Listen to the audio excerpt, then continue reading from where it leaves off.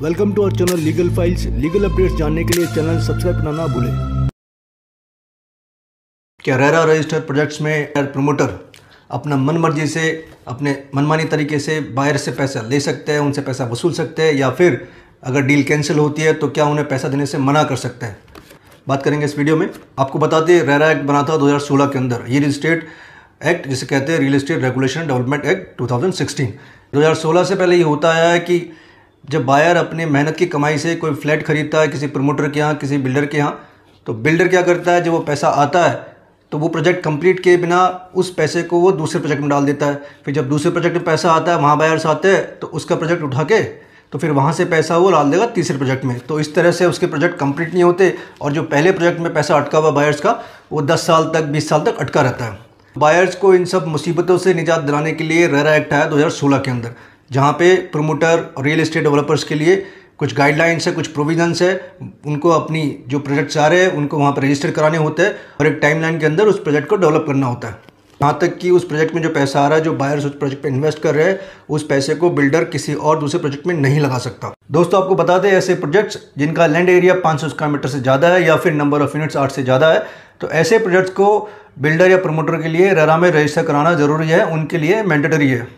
RERA में register कराते वक्त उन्हें अपनी प्रोजेक्ट डिटेल पूरी सबमिट करनी होती है। प्रोजेक्ट कब तक कंप्लीट होगा, कितना इन्वेस्टमेंट आएगा, कितनी यूनिट होगी, उसका साइट प्लान क्या होगा, ये सारा उसे रेरा में देना होता है और उसी प्रोजेक्ट के हिसाब से उसे काम करना होता है। तो क्या रेरा रजिस्टर्ड प्रोजेक्ट के अंदर सेलर या प्रमोटर अपने मन मुताबिक बायर से एग्रीमेंट साइन करा सकता है? मतलब वो जैसा चाहे वैसा एग्रीमेंट बायर साइन करा सकता है? क्या वो वैलिड है, या फिर रेरा के अंदर उसके लिए भी कोई गाइडलाइंस है, कोई प्रोविजंस है उस एग्रीमेंट को लेके? बात करेंगे इस वीडियो में। जानकारी समझने के लिए वीडियो अंत तक जरूर देखिए। अगर आपने हमारा चैनल सब्सक्राइब नहीं किया तो please subscribe channel, press the bell icon. देखिए, रेरा रजिस्टर्ड प्रोजेक्ट्स में एक प्रोसेस है। रेरा के जब वो प्रोजेक्ट शुरू होता है तो बायर जब उसमें इन्वेस्ट करते हैं तो उस टाइम एक एग्रीमेंट साइन होता है जिसको बोलते हैं एग्रीमेंट टू सेल, और उसका एक पर्टिकुलर फॉर्मेट है जो रेरा द्वारा दिया गया है जिसे बोलते हैं form G, agreement to sale, जिसमें सारे क्लॉज होते हैं, सारी टर्म्स एंड कंडीशन होती है। क्या builder in terms and condition को चेंज कर सकता है, किसी क्लॉज को रिमूव कर सकता है, ऐड कर सकता है, या फिर अपने हिसाब से कोई क्लॉज जोड़ सकता है उसके अंदर? बात करेंगे ऐसे मुकदमे की जो अप्रैल 2023 का है, राजस्थान रेरा। यहाँ पे कुछ ऐसा हुआ कि 2020 के अंदर बायर ने एक फ्लैट खरीदा, किसी कारणवश उसका बैंक से लोन अप्रूव नहीं हुआ और इसी वजह से विद इन 45 डेज़ वो सेल कैंसिल हो गई, वो डील कैंसिल हो गई, क्योंकि बायर ने तकरीबन 3 लाख से ऊपर पैसा जमा कराया था। जब बायर ने वापस पैसा मांगा तो बिल्डर ने एक कंडीशन रख दी। बिल्डर ने कहा कि जब तक आपका जो फ्लैट है जो आपने बुक किया है वो रीसेल नहीं होता, मैं आपको पैसा नहीं दूंगा।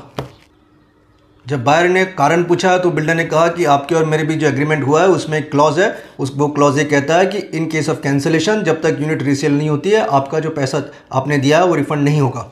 बायर ने यहाँ पे रेरा अथॉरिटीज़ को अप्रोच किया और वहाँ पे भी बिल्डर ने अपना वो एग्रीमेंट सामने रखा, वो क्लॉज के बारे में बताया जिस क्लॉज में लिखा हुआ था कि इन केस कैंसिलेशन रीसेल होने पर ही उसे पैसा दिया जाएगा। लेकिन जब रेरा अथॉरिटीज़ ने अपना प्रोविजंस चेक किया, अपना फॉर्म जी चेक किया, तो वहाँ पे पाया कि उनके दिए गए फॉर्म के अंदर ऐसा कोई क्लॉज नहीं है, ऐसा कोई रूल नहीं है।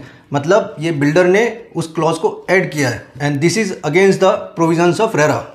तो फाइनली रेरा ने डिसाइड किया कि जो बिल्डर ने काम किया है ये अगेंस्ट प्रोविजंस है, ये ऑफेंस है।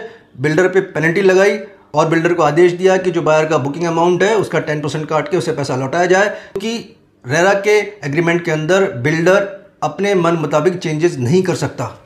वो ना कोई क्लॉज मॉडिफाई कर सकता है, एडिट कर सकता है, और ना ही कोई क्लॉज ऐड कर सकता है। तो यहाँ पे जो परिवादी था मिस्टर प्रमोद कुमार, उसे पैसा लौटाया गया। साथ ही वेल रिनोल्ड बिल्डर थे जयपुर के जिनको पेनल्टी इम्पोज हुई। उम्मीद करता हूँ दोस्तों आपको जानकारी समझ आई होगी। इस वीडियो को लाइक कीजिए, शेयर कीजिए और हाँ, हमारा चैनल सब्सक्राइब करना ना भूलिए। फिर मिलेंगे नए वीडियो में नए टॉपिक के साथ। तब तक के लिए नमस्कार।